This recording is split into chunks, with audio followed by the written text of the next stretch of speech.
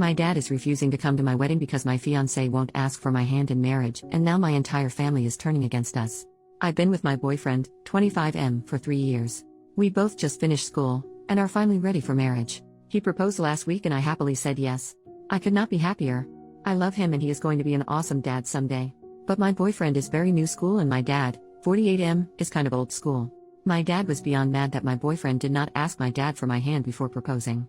My dad said he was willing to hear my boyfriend's apology if my boyfriend formally asks for my hand at a dinner that my dad said he will pay for at the restaurant of my boyfriend's choosing. My dad feels like he is being very accommodating. He will bring my boyfriend's favorite wine to celebrate.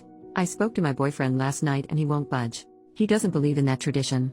My boyfriend showed me an article online where a Pakistani woman was stoned to death outside a courthouse because she married a man against her family's wishes. This just happened.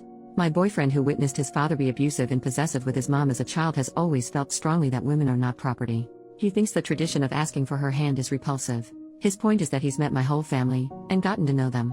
He says they have always known his intentions and he never made it secret that he was in love with me and wanted to marry me and have children. He feels he has done enough to announce his intentions and all of them seem to approve of him. He says that at this point he only needs my approval to marry him and nobody else's. So yesterday my mom told me that my dad, who is not even speaking to me because I won't set my foot down with my boyfriend, is calling the whole family and telling them to not attend my wedding. My mom says that my boyfriend is the one treating me like property by not letting me have a say in his decision to not observe a tradition that my 2 older sisters' husbands observed. I told my mother that I understand where my boyfriend is coming from and that I have decided to do away with the tradition of him asking for my hand. So my mother is obviously mad and said that I should be ready for serious consequences. I asked her what and she would not say. But from talking to my sister, she said that they would blackball us from all family gatherings. My 2 sisters and my mom have told me my boyfriend is being selfish. The wedding is set for August 9th. I'm worried that nobody in my family will attend my wedding. Edit. I'm getting some comments about my boyfriend asking for my parents' blessing instead of permission, or hand. I just can't see the difference. There might be one but I don't see it. Is there a big difference? Update, 2 years later. Hi everyone, it's been over 2 years and I guess I owe you all an update for leaving you hanging for so long. The wedding went on as planned. My parents stuck to their guns and boycotted. One of my 2 sisters attended and is now happily blacklisted from our family. Nobody else from my entire family showed up, including my 2 brothers. The wedding was a little unconventional. My sister walked my husband down the aisle and then his sister walked me down the aisle. I wanted this because my sister-in-law actually introduced us and helped me get my first date with him. There was no question about who gives away the bride or even about objections. It was normal other than that. There has been no contact between me and my family, other than my one sister. My mother has made it a point to send me a card every time that they have a family gathering for holidays or birthdays at their house to let me know that my father says I'm not invited. I get one almost every month. I don't even read them anymore, I just toss them. I don't know why they keep sending them because I've made no effort to contact them and I live over 3 hours away, so it's not like I will run into them by accident.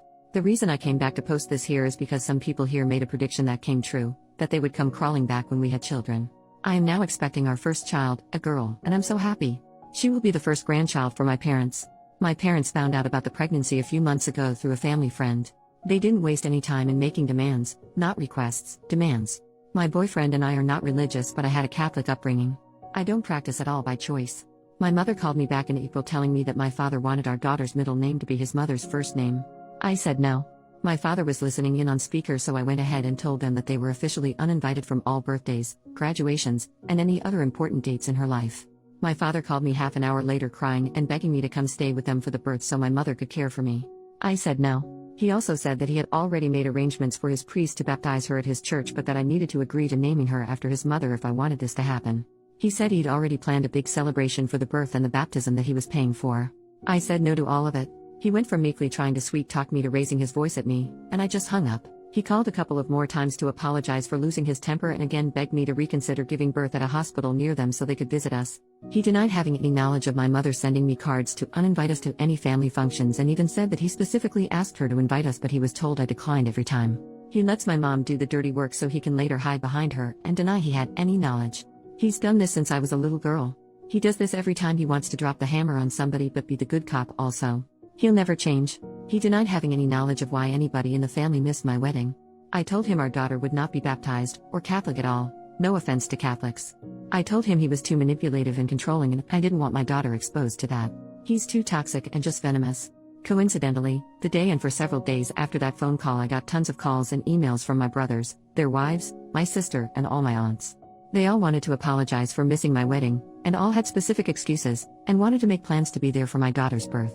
I banned them all from her life until she's old enough to decide for herself to let them in. My husband was a little surprised and not sure about banning everybody forever. He's more leaning towards supervised visits if they want to drive to us. My dad has been calling him like crazy, but we are a united front.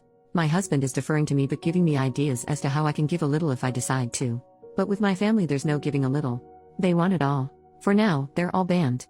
I will reconsider when the youngest of our children turns 18. For now my dad will have to settle for sucking up to my husband while I stick to my guns. Unlike him, I don't mind owning my decisions even if it means I'm bad cop. I'm not ready to give up a relatively drama-free, stress-free life to allow my dad and all his sheep back into our lives.